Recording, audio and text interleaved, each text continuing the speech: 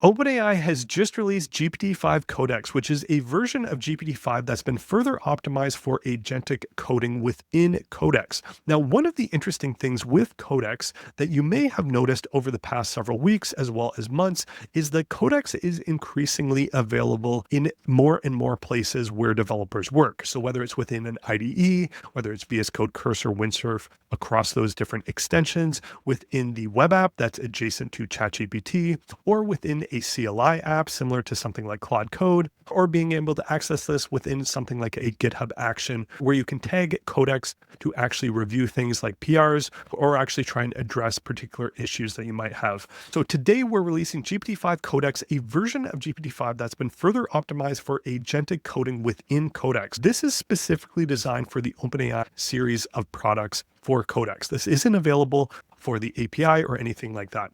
GPT-5 Codex has been trained to focus on real-world engineering tasks and is equally proficient at quick interactive sessions, independently powering through long, complex tasks. Its code review capabilities can catch critical bugs before they ship and is available everywhere you use Codex. Now, I think one of the key aspects of this announcement are just the number of places where you can access Codex. So whether it's from the CLI, IDE extension, and one of the really neat features that I will show you at the end of the video is actually how you can access this and continually have the same context across different environments. Say you start something within the web app, continue it on within your IDE and back and forth, and share that context thread almost as if you were using ChatGPT on your phone, and then you're sitting at the desktop and you can just go and access that thread. Another thing that they touch on within the blog post is they basically touch on a number of the different products that are named Codex. The one thing that I think OpenAI is really going for is trying to create a little bit more of uniformity around some of their product offerings. Say for GPT-5,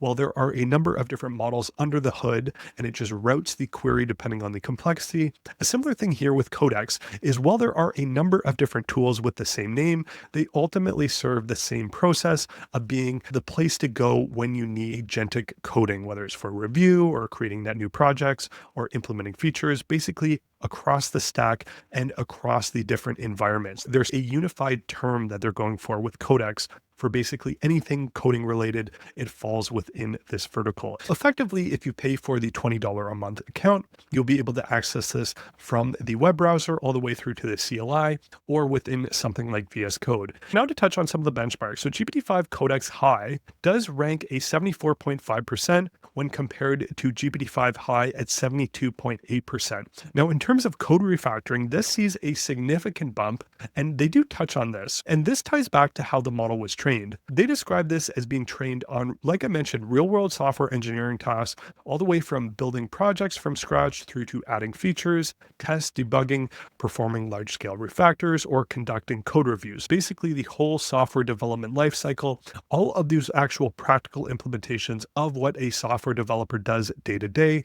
That was really the focus in terms of the training of the model. Now, in addition to this, the model is more steerable. So they do describe this as being better at adhering to the Agent MD, which is similar to something like Cursor rules or the Claude MD or Agent MD. There's a number of different standards that are out there. And basically what those are a way to tap into the system prompt, where if you have additional instructions of what you want the model to do or not to do, or if you have different conventions or all of that, you can include those within the instructions within Markdown. Now, in addition to that, they describe this as something that produces higher quality code. You can just tell it what you need without having to write long instructions on style or code cleanliness. It's inferred that the model is going to be better at actually writing cleaner code. Next up, in terms of some of the architecture on how the model works, Codex adapts how much time to think depending on the complexity of the task. It's very similar to the default mode within ChatGPT, where it will route to the respective different model under the hood, as well as specify how much time to think through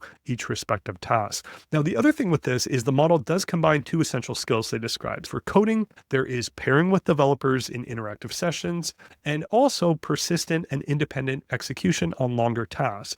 And this was a criticism on Codex when I originally used it, is it didn't seem to actually go off and be able to agentically code for a very long time. But what's different with this is they describe that during testing, they've seen GPT-5 Codex work independently for more than 7 hours at a time on large, complex tasks, iterating on implementation, fixing test failures, and ultimately delivering a successful implementation. Next up, a number series of charts that was pretty interesting is they did actually even optimize the model for the comments that are being injected within code. And that is something that a lot of different models do bias towards depending on what model you're using. They're very verbose with the different comments that they include. And sometimes some of the comments that are included aren't exactly high impact. There's been a lot of memes about sometimes if you are using an agentic coding tool, that it might comment something that is blatantly obvious about what it's actually doing. Maybe you're naming a variable or doing a very rudimentary piece of logic. Obviously, you don't want to have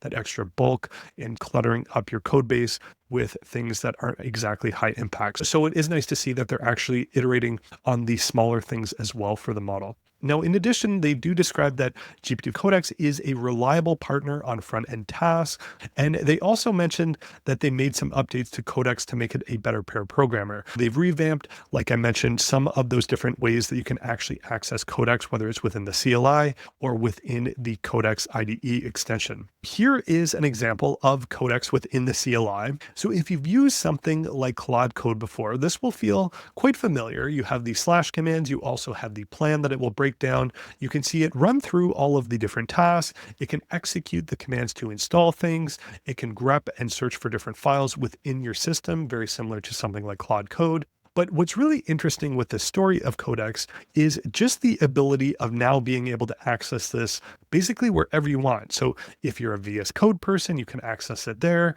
If you're curious about the CLI, you can access it there as well. And what I really like about this actually is being able to have Codex on my phone is sometimes I have an idea for how I can potentially fix something or improve something. Maybe I notice a mobile bug looking at my website or something like that. I can quickly go ahead and send in and ask the agent to create a PR to fix something, a particular issue that I might see where I might not actually be available to use my IDE or a CLI. So being able to have it from the CLI to the different VS Code versions, all the way through to having it within the web app, as well as having the continuity where you can start in one interface and pick it up in another. It just makes it that much more flexible to use. And as you see here within Codex, the nice thing with this, one of the favorite features that I have with this is you can actually specify to have parallel requests for one thing that you're asking for. For one thing, you can actually spawn off 4 different cloud instances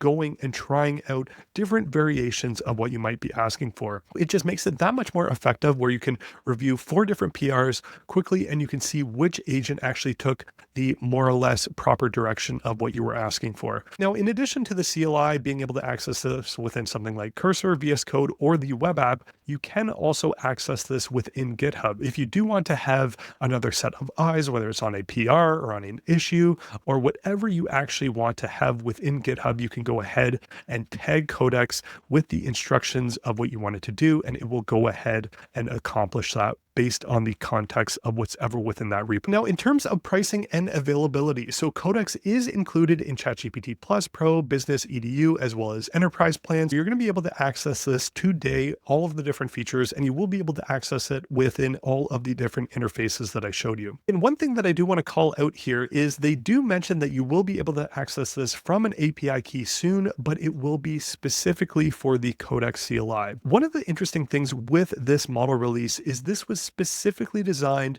for their products. And even when they're releasing their API, I think this is going to be an interesting direction to see if other companies, whether it's something like Anthropic, actually follow suit, because a lot of the coding applications that are out there, whether it's web app builders or some of the popular tools like Cursor or a lot of the agentic coding tools that are out there, do rely on obviously products, whether it's from OpenAI or Anthropic. What will be interesting to see if some of these model companies do begin to reserve the right to some of their frontier models for their own particular use cases, whether it's within coding or other applications. But let me know your thoughts within the comments below. And otherwise, kudos to the team at OpenAI for the release. And if you found this video useful, please comment, share, and subscribe. Otherwise, until the next one.